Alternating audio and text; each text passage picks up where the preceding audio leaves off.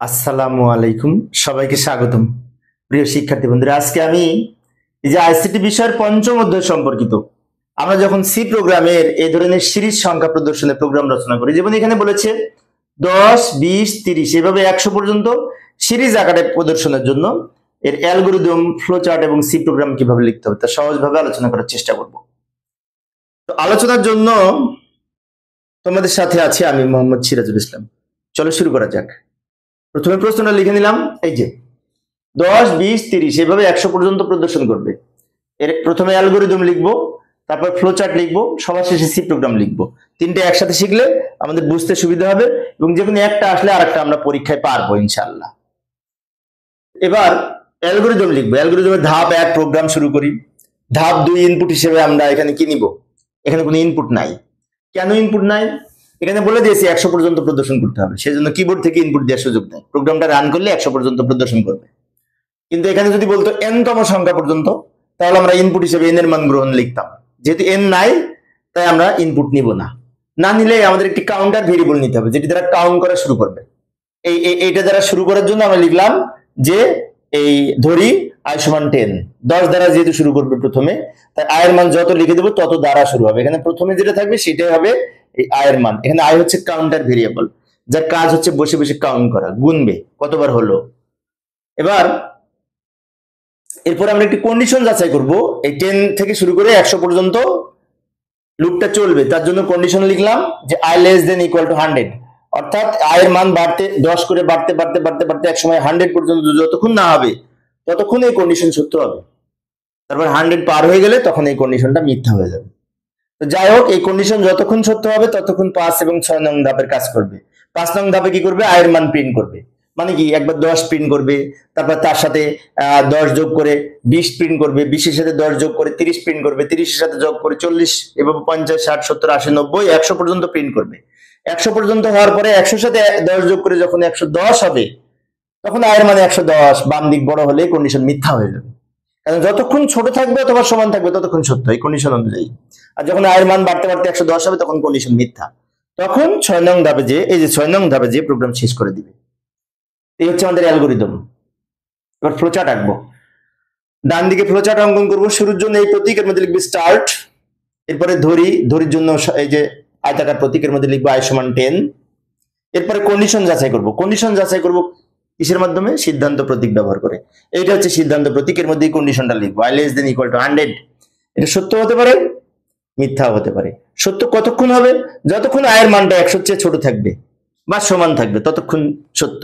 যখনই i এর মানটা বড় হয়ে যাবে তখনই কন্ডিশন মিথ্যা হবে, তখন প্রোগ্রাম শেষ করে দেবে কম্পিউটার। তো যাই হোক, i এর মান 10 ধরে ওই কন্ডিশন কিন্তু সত্য। i এর মান 10 আর এখানে 100, 100 চেয়ে i এর মান ছোট, তার মানে কন্ডিশন সত্য। সত্য হয়েছে মানে কি? এই নিচের ধাপ করবে, ইএস এর পরে যা লিখবো সেটা করবে। ইএস এর পরে লিখবো প্রিন্ট i, মানে i এর মান প্রিন্ট করতে বলেছি। প্রিন্ট করার জন্য এই যে এই প্রতীক, মানে কি আউটপুট প্রতীক। i এর মান প্রিন্ট করার পরে i এর মান কত ছিল? 10। 10 এর সাথে আবার এই 10 যোগ করে 20 করবে। 10 এর সাথে 10 যোগ করে কত হলো? 20। 20 নিয়ে এখানে ফেরত যাবে। ফেরত যে i এর মান 20 ধরে আবার চেক করবে কন্ডিশন সত্য। তখন আবার i এর মান প্রিন্ট করবে, মানে কি 20 প্রিন্ট করলো। 20 এর সাথে 1 যোগ করে 30 হবে। তারপরে এখানে যে চেক করে 30 ছোট, এখনো কন্ডিশন সত্য, তখন 30 প্রিন্ট করবে। এরকম বারবার ঘুরতে ঘুরতে ঘুরতে ঘুরতে 10 করে যোগ করতে করতে এক সময় কিন্তু 100 হবে। যোগ করতে করতে 100 নিয়ে এখানে গেলে 100 কিন্তু কন্ডিশন সত্য। দুই দিক সমান হলেও সত্য, ইকুয়াল টু লেখা আছে। তা i এর মান 100, এদিকে 100, দুইটা এখানে কন্ডিশন সত্য, মানে কি i এর মান প্রিন্ট করবে, মানে 100 প্রিন্ট করবে 100 পর্যন্ত। প্রিন্ট করার পরে i এর মান 100 এর সাথে 10 যোগ করে 110 হবে। 110 নিয়ে এখানে ফেরত যাবে, i এর মান 110, এখানে 100, তখন কিন্তু কন্ডিশন মিথ্যা।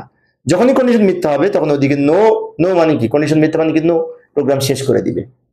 অর্থাৎ যতক্ষণ 100 পর্যন্ত প্রিন্ট না হবে ততক্ষণ বারবার এই লুপটা চলতে থাকবে।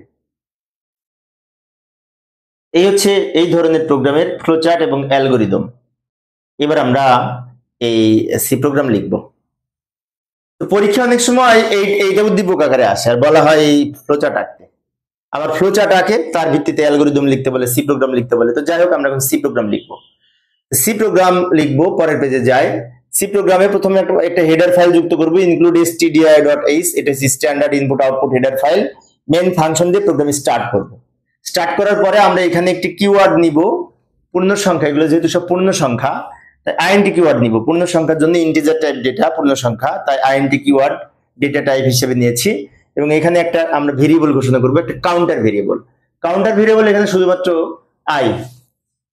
আই কেন কাউন্টার ভেরিয়েবল হিসেবে নিয়েছি? আই কাউন্ট করবে, আই গোনা শুরু করবে 10 থেকে, আর আয়ের মান বারবার 10 10 করে বৃদ্ধি করবে।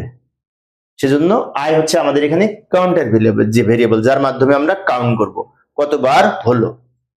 আচ্ছা, এবার এরপরে এর আগে আমরা লিখতাম প্রিন্ট এফ, স্ক্যান এফ, এই সমস্ত ফাংশন লিখতাম, তাই না? কিন্তু এখানে লিখতে হবে না।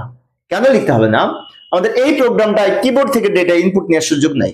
প্রোগ্রামটা রান করলে 100 পর্যন্ত প্রদর্শন করবে, 10 থেকে 100 পর্যন্ত প্রদর্শন করবে, 10 20 30 40 50 60 70 80 90 100। তাহলে আমরা এখানে কিবোর্ড থেকে কোনো ডেটা ইনপুট দিতে হচ্ছে না। হ্যাঁ, এখানে যদি থাকতে n-তম সংখ্যা পর্যন্ত, তাহলে n থাকলে তখন আমরা লিখতাম ইন্টার ভ্যালু অফ n, তারপরে লিখতাম স্ক্যান এফ, ওইগুলো লিখতাম। যেহেতু n-তম বলেনি তাই এখানে প্রিন্ট এফ স্ক্যান এফ হবে না। তাহলে কি হবে? এই লুপ আকারে এরকম কাজ বারবার সম্পাদনের জন্য স্টেটমেন্ট আছে। লুপ হচ্ছে বারবার প্রোগ্রামের কোনো কাজ 2 বা ততোধিকবার সম্পাদনের জন্য যে স্টেটমেন্ট ব্যবহার করা হয় তাকে লুপ বলে। লুপ বিভিন্ন রকম আছে, তো আমরা এখানে ফর লুপ ব্যবহার করব। ফর লুপ সহজ। ফর লুপের গঠন হচ্ছে আমরা এখানে ফার্স্ট ব্র্যাকেট অফ প্যারেনথেসিস দিব। ফার্স্ট ব্র্যাকেট অফ প্যারেনথেসিসের মধ্যে লিখব 3টা অংশে বিভক্ত করব। প্রথমে লিখব i সমান 1, সরি i সমান 10, মানে 10 দ্বারা ইনিশিয়াল করে দিব। এই যে i সমান 10 যেটি দ্বারা শুরু হবে সেটি এই কাউন্টারের মান হবে। এরপরে i এর মান বাড়তে বাড়তে 100 পর্যন্ত যাবে, তাই এখানে লিখব i less than equal to 100, এই শর্তটা লিখে দিব। লেখার পরে আমরা আবার এর সাথে আবার i এর মান 10 করে বৃদ্ধি পাবে। এটা থেকে বিয়োগ করে 10, এটা থেকে বিয়োগ করে 10, 10 10 বাড়ছে, তাই এখানে লিখব i সমান i প্লাস 10। ভালো করে লক্ষ্য করি, এই কন্ডিশনটা হচ্ছে মেন। এই কন্ডিশন যদি সত্য হয় তাহলে প্রিন্টএফ এর মধ্যে যা লিখে দিব ওই কাজটা সম্পাদন করবে কম্পিউটার। তা আমি লিখে দিলাম প্রিন্ট আই। কি লিখলাম? প্রিন্ট আই লিখলাম। প্রিন্ট আই মানে আয়ের মান প্রিন্ট করো, কিন্তু আয়ের মান তো সংখ্যা। আয়ের মান যেহেতু সংখ্যা, তাই সংখ্যা প্রিন্ট করার জন্য পূর্ণ সংখ্যা হলে %d হয় ফরম্যাট স্পেসিফায়ার হিসেবে, তাই এখানে লিখেছি ফরম্যাট স্পেসিফায়ার হিসেবে %d, অর্থাৎ আয়ের মানটা প্রদর্শন করবে।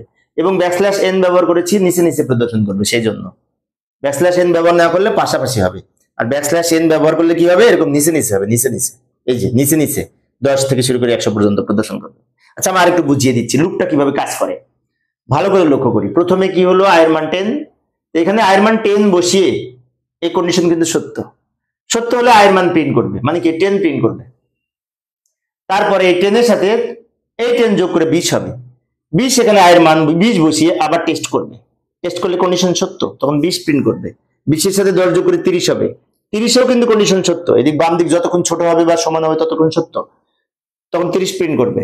30 এর সাথে 10 যোগ করে 40 হলো, 40 প্রিন্ট করবে। 40 এর সাথে যোগ করে 50 হলো, 50 প্রিন্ট করবে। এরকম 100 পর্যন্ত যেহেতু বলেছি, বাড়তে বাড়তে 100 পর্যন্ত যাবে।